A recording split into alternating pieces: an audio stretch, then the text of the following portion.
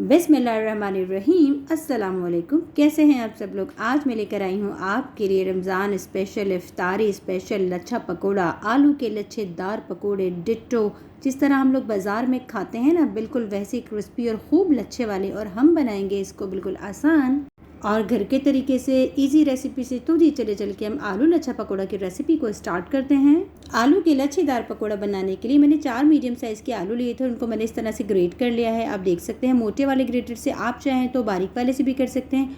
और इसमें गया है 1 बोतल भर के ठंडा पानी। यहाँ पानी आपने बिल्कुल ठंडा इस्तेमाल करना है। और देखिए इस तरह से हम इसका सारा स्टार्च निकाल लेंगे हाथों की मदद से, आलूओं को प्रेस करके। और दूसरा डिश ले लिया है मैंने साथ, इस तरह से हम प्रेस करेंगे। मैं 2 दफ़ा यही प्रोसीजर को रिपीट करूँगी। ठंडा पानी डालूँगी और हाथों की मदद से तमाम जितने भी आलू हैं उसका पानी को मैं निकाल दूँगी इस तरह से।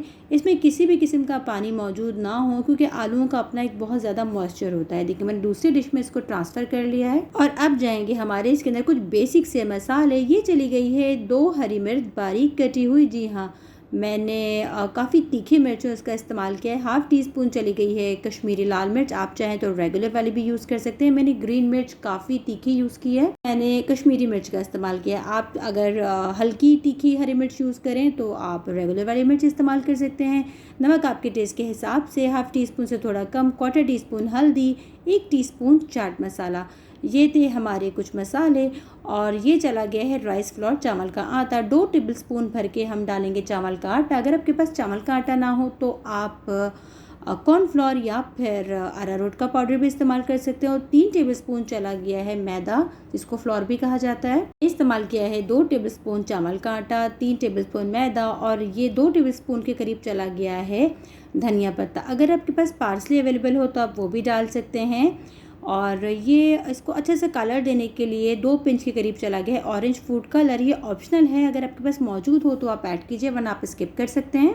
और इस तरह से हम तमाम चीज़ों को अच्छे से मिला लेंगे। हमने इस रेसिपी में पानी का इस्तेमाल बिल्कुल भी नहीं करना।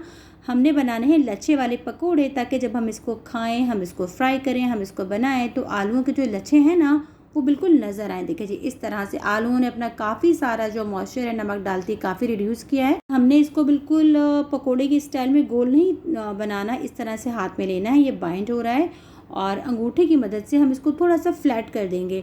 और मैं इसको फ्राई करूँगी फ्राई पैन में, क्योंकि मैंने इसको बिल्कुल राउंड वाले पकोड़े नहीं बनाना। ये फ्लैट मैंने पकोड़ा बनाना है, लच्छा फ्लैट पकोड़ा, बिल्कुल जो प्लेन होते हैं ना इस तरह से। देखें आपने डालना है, पहले आपने इसको बाइंड करना है, फिर आपने बिल्कुल सेंटर में से, बीच में से इसको प्रेस कर देना है। ये फ्लैट हो जाएगा और हम इसको फ्राई कर लेंगे। इस तरह से 1 बाय 1 हम तमाम जितना भी लच्छा वाला पकोड़ा है वो हम डाल देंगे फ्राई पैन के अंदर। और तकरीबन एक बैच को फ्राई करने में मुझे 6 to 7 मिनट लगे हैं।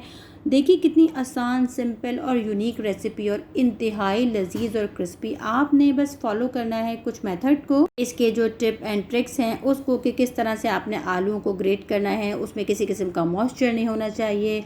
और जो इसको फ्राई करने का टाइम है उसको आपने ध्यान रखना है। फ़ौरन से डालते ही इसको पलट मत दीजिएगा, वरना लच्छे बिखर सकते हैं। 2 मिनट बाद आप इसको अलट पलट करके फ्राई कर सकते हैं मीडियम टू लो आंच पे। आपने एकदम हाई फ्लेम पे नहीं डालना, वरना होगा क्या, क्योंकि आलू पके हुए नहीं है तो वो कच्चे रह जाएंगे।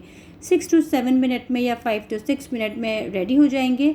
देखिए जी क्रिस्पी लच्छा पकोड़ा, आलू क्रिस्पी लच्छा पकोड़ा बिल्कुल रेडी है, रेडी टू ईट। इस इफ्तारी में इसको ज़रूर बनाइए और मुझे दुआओं में याद रखिए। ये रेसिपीज़ कैसी लगती हैं मुझे ज़रूर बताइएगा। अपना बहुत सारा ख्याल रखिएगा, दुआओं में याद रखिएगा। फ़ी अमान अल्लाह, अल्लाह हाफ़िज़।